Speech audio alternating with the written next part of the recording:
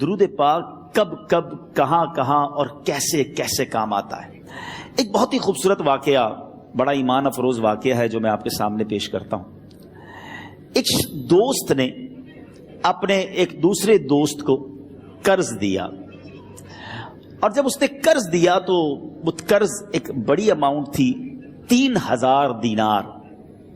وہ ٹائم آ گیا جب اس ٹائم وہ قرض لینے کے لیے اپنے دوست کے پاس گیا کہ بھائی مجھے میرے پیسے واپس دو. تو اس نے کہا کہ پیسے تو نہیں ہے میرے پاس، میں کولیپس ہو گیا ہوں، بزنس اب میرا ختم ہو گیا ہے، میں تمہاری رقم نہیں دے سکتا. اس نے ایک اور ٹائم دے دیا اسے کہ ٹھیک ہے اب اتنے وقت دنوں کے بعد میں دے دوں گا. وہ ٹائم بھی گزر گیا، اور جب وہ ٹائم بھی گزر گیا تو اس کے بعد اس دوست نے کہا کہ اب تو پیسے دے دو بھائی، میرا ٹائم پورا ہو گیا ہے. پھر نہ دے سکا ٹائم. آخر کار معاملہ جو ہے وہ کورٹ میں چلا گیا، قاضی کے پاس چلا گیا. اب قاضی نے جس کو پیسے دینے تھے اس کو بلایا اور کہا کہ بھائی آپ کو اس کے پیسے دینے ہیں؟ کہتا ہے ہاں پیسے تو دینے ہیں. تو کہا پھر دیتے کیوں نہیں ہو؟ کہا پیسے ہیں ہی نہیں، کاروبار ہی ختم ہو گیا ہے، قرضہ تو لیا تھا، اب میرے پاس بچا ہی کچھ نہیں ہے. تو کہا اچھا اب یہ بتاؤ کہ کب دو گے، کیسے دو گے؟ اس نے کہا بس میرے پاس پیسے ہی نہیں ہیں. تو کہا اب تمہارے پاس 30 دن کا ٹائم ہے، 30 ڈیز میں یا تو اس کے پیسے لوٹا دو یا 30 دن کے بعد تمہیں قید کر دیا جائے گا. یہ شخص اب گھر آیا، پیسے تو تھے نہیں، مگر شاید علماء نے لکھا کتابوں میں، یہ واقعہ کئی بڑی بڑی کتابوں میں لکھا اور درود پاک کے فضائل کی بڑی بڑی کتابوں میں لکھا. اور اس شخص نے سوچا کہ اس نے ایک حدیث پاک پڑھی ہوئی تھی کہ جس میں یہ نبی پاک علیہ الصلوۃ والسلام نے فرمایا ہے، جس کا مضمون ہے کہ جو شخص پریشان ہو، مصیبت زدہ ہو، اسے چاہیے کہ مجھ پر کثرت سے درود پاک پڑھے، کیونکہ درود پڑھنا مصیبتوں اور پریشانیوں کو لے جاتا ہے. اب اس عاشق رسول نے سوچا اور تو کچھ ہے نہیں، اب میں درود پاک پڑھنا شروع کرتا ہوں. صبح سے لے کر شام تک وہ درود پاک پڑھنے لگ گیا. 27 دن گزر گئے، only 3 days left. 3 دن باقی تھے قاضی کے پاس جانے میں. 27 دن گزر گئے درود پڑھتے پڑھتے. جب 28ویں رات آئی تو آنکھیں تو بند ہوئیں، مگر خواب میں اسے ایک آواز آئی، گھبراؤ نہیں، تمہارا قرضہ ادا کر دیا جائے گا، تمہارا مسئلہ سالو ہو جائے گا. صبح اٹھتا ہے، درود پاک پڑھ رہا ہے، مگر کہتا ہے یہ آواز سے تو مسئلہ حل نہیں ہوگا، پیغام کیا ہے اسے سمجھ نہ آیا. 28واں دن گزر گیا، 29ویں رات آ گئی، مگر اب آنکھیں بند ہوئیں اور قسمت جاگ اٹھی. نبی پاک صاحب لولاک صلی اللہ تعالی علیہ وسلم خواب میں تشریف لائے اور پیارے آقا صلی اللہ تعالی علیہ وسلم نے فرمایا گھبراؤ نہیں، علی بن عیسیٰ وزیر کے پاس جاؤ، وہ تمہارا قرضہ ادا کر دے گا. اب یہ عاشق رسول صبح اٹھا تو ویری فریش، حشاش بشاش کہ اب تو کام ہو گیا، نبی پاک نے خواب میں آ کر بشارت دی ہے. مگر پھر ذہن میں سوال آیا کہ علی بن عیسیٰ کے پاس جاؤں گا تو ثبوت کیا ہے، پروف کیا ہوگا؟ میں جا کر اس کو کہوں گا کہ میرا قرضہ دے دو، تو ایسے تو قرضہ نہیں دے دینا. اور میں نے اس کو کہا کہ مجھے نبی پاک نے خواب میں کہا ہے، اور اس نے اگر مجھ سے کوئی نشانی مانگی تو میں نشانی کیا دوں گا؟ آخری دن تھا، 29واں دن تھا، وہ بھی درود پڑھتے پڑھتے گزر گیا. 30th نائٹ آ گئی، صبح وہ دن ہے جب عدالت میں جانا ہے. اب اس رات پھر نبی پاک علیہ الصلوۃ والسلام خواب میں تشریف لائے اور آقا علیہ الصلوۃ والسلام نے فرمایا کہ علی بن عیسیٰ وزیر کے پاس جاؤ، وہ تمہارا قرض ادا کر دے گا. کہ حضور چلا تو جاؤں گا، لیکن اگر وزیر نے مجھ سے کوئی نشانی طلب کی تو میں کیا جواب دوں گا؟ پیارے آقا علیہ الصلوۃ والسلام نے کمال کا ارشاد فرمایا کہ علی بن عیسیٰ سے کہنا کہ تم روزانہ فجر کی نماز کے بعد 5000 بار درود پاک پڑھتے ہو، یہ راز فقط تم جانتے ہو اور تمہارا رب جانتا ہے. اب یہ جب صبح اٹھا تو ایک نشانی بھی مل چکی تھی. عدالت میں جانے سے پہلے وزیر کے دربار میں پہنچ گیا. اسے یہ ڈر تھا کہ آج پیسے نہ لوٹائے تو سزا ہو سکتی ہے. جب وزیر کے دربار میں پہنچا تو وزیر اپنے مشیروں کے ساتھ بیٹھا تھا. کہا مجھے آپ سے بات کرنی ہے. کہا بتاؤ کیا بات کرنی ہے؟ کہا میں ایک پیغام لایا ہوں آپ کے لیے. اچھا کس کا پیغام لائے ہو؟ کہا میں نبی پاک جناب محمد مصطفیٰ صلی اللہ تعالی علیہ وسلم کا پیغام لایا ہوں. وہ عاشق رسول وزیر تھا. کہتا بتاؤ میرے آقا نے کیا پیغام دیا ہے؟ کہ حضور میں 3000 دینار کا مقروض ہوں، آج آخری دن ہے اور میرے آقا نے مجھے بشارت دی ہے کہ آپ سے کہوں کہ آپ میرا قرض ادا کر دیجئے۔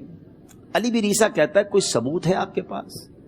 ہے کوئی دلیل بھی ہے آپ کے پاس؟ میں کیسے مان لوں کہ آپ کو نبی پاک علیہ الصلوۃ والسلام نے بھیجا ہے؟ عاشق رسول کہتا ہے خالی ہاتھ نہیں آیا، میرے آقا نے مجھے دلیل بھی عطا فرمائی ہے، مجھے ایک ایویڈنس بھی دیا ہے، اور پروف یہ ہے حضور کہ آپ روزانہ صبح فجر کی نماز کے بعد نبی پاک صلی اللہ تعالی علیہ وسلم کی بارگاہ میں درود و سلام کا نذرانہ پیش کرتے ہیں۔ جب تک 5000 کا عدد پورا نہیں ہوتا آپ اس وقت تک کسی اور سے بات نہیں کرتے، اور اے وزیر صاحب یہ رات صرف آپ کو پتا ہے اور آپ کا رب جانتا ہے۔ اللہ اکبر، وہ وزیر تو جس کو کہے نا جھوم اٹھا، ایسا عاشق رسول وزیر تھا جو روزانہ صبح 5000 درود پڑھتا ہو، اس کی تو عید ہو گئی نا۔ وہ کہتا ہے مرحبا یا رسول اللہ، میرے آقا نے میرے درود قبول کر لیے، اس سے بڑھ کر میرے لیے سعادت کیا ہوگی۔ اب یہ وزیر اپنے سیٹ سے اٹھتا ہے، اپنے کمرے میں جاتا ہے، تھوڑی دیر بعد واپس آ کر اس عاشق رسول کے ہاتھ میں 3000 دینار رکھ کر کہتا ہے حضور پہلے 3000 دینار تو نبی پاک کا حکم کی میں ادب سے بجا لاتا ہوں، میرے آقا نے جو حکم فرمایا یہ 3000 دینار آپ کو پیش کرتا ہوں، حضور ایک اور 3000 دینار لیجئے۔ میرے گھر آپ آئے، اتنی اچھی خبر سنائی، آپ نے قدم رنجا فرمایا، یہ 3000 اس کا نذرانہ ہے، اور ایسا کیجئے 3000 اور لیجئے، اس سے اپنے بچوں کے لیے کچھ چھوٹا موٹا کام شروع کیجئے اور ایک وعدہ کر کے جائیے، آج کے بعد زندگی میں آپ کو جب بھی کوئی کام پڑے میں آپ کا بھائی ہوں، مجھے یہ خدمت کا موقع دیجئے گا۔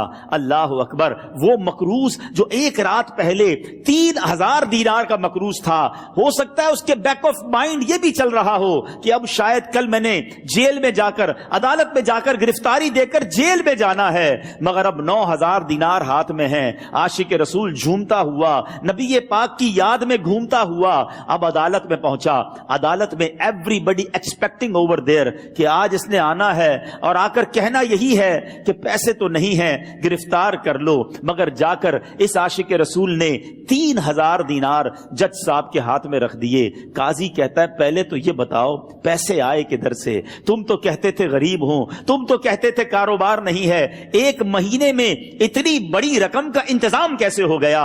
سبحان اللہ، اس عاشق رسول نے گویا زبان حال سے یہ کہا ہوگا کہ یہ تو کرم ہے ان کا، ورنہ مجھ میں تو ایسی بات نہیں، اتنا دیا سرکار نے مجھ کو، اتنی میری اوقات نہیں۔ اس نے وہ پورا واقعہ بھری عدالت میں سنا دیا۔ اللہ اکبر، میرے پیارے اسلامی بھائیوں ذرا سوچو پہلے زمانے میں کیسے عاشقان رسول ہوا کرتے تھے، وہ جج، وہ قاضی بھی کیسا سرکار علیہ الصلوۃ والسلام کا عاشق تھا۔ اپنی سیٹ سے اٹھتا ہے، بھرے دربار میں، بھری عدالت میں، وہ اپنے چیمبر میں، اپنے کمرے میں جاتا ہے، اور تھوڑی دیر بعد واپس آ کر اس کے ہاتھ میں بھی 3000 دینار ہیں، اور وہ 3000 دینار جو ہے وہ اس عاشق رسول کے ہاتھ میں رکھتا ہے کہ سارا ثواب علی بن عیسیٰ کیسے لے جائے، میں بھی تو نبی پاک کا غلام ہوں، میں تمہارا قرضہ میں ادا کرتا ہوں۔ اچھا، اب ایک اور عجیب سینیریو یہ بن گیا کہ جس نے کیس کیا تھا، جس نے دعویٰ کیا تھا، وہ بھی یہ سارا منظر دیکھ رہا تھا۔ کہتا ہے جج صاحب ذرا رکیے، میں بھی اپنے آقا کا امتی ہوں، اور ایک کام کیجئے، قلم کاغذ منگوائیے، اس عاشق رسول کا قرضہ ہی میں معاف کر دیتا ہوں۔ اچھا، اب عاشق رسول نے وہ واپس 3000 دینار جو جج صاحب نے دیے تھے وہ واپس جج صاحب کو دیے کہ حضور یہ پیسے آپ ہی رکھ لیں، قرضہ ہی معاف ہو گیا، اب آپ کے پیسے کا میں نے کیا کرنا ہے؟ جج صاحب کہتے ہیں جو پیسے نبی پاک کے نام پر نکالے ہیں اب مجھے واپس نہیں چاہیے، یہ بھی تم اپنے ساتھ لے جاؤ۔ اللہ اکبر، میرے میٹھے اسلامی بھائیوں، وہ عاشق رسول ایک رات پہلے 3000 دینار کا مقروض ہے، اب 12000 دینار لے کر گھر کو واپس جا رہا ہے۔ اس ایک واقعے کے اندر جو ہم سب کے لیے درس ہے، جو ہم سب کے لیے پیغام ہے، شاعر لکھتے ہیں نا، دکھوں نے تم کو جو گھیرا ہو تو درود پڑھو، दुखों ने तुमको जो घेरा हो तो दुरूद पढ़ो, जो हाजिरी की तमन्ना हो तो दुरूद पढ़ो। आज हम बहुत सारी प्रॉब्लम्स में होते हैं। यहां भी हो सकता है मेरा कोई भाई बीमार बैठा हो, कोई कर्जे में डूब गया हो, किसी का कोई बिजनेस प्रॉब्लम चल रहा हो, कोई फैमिली इशू में डिस्टर्ब हो।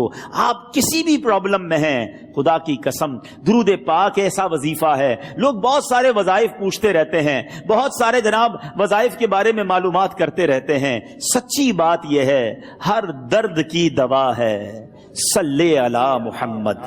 हर दर्द की दवा है सल्ले अला मुहम्मद।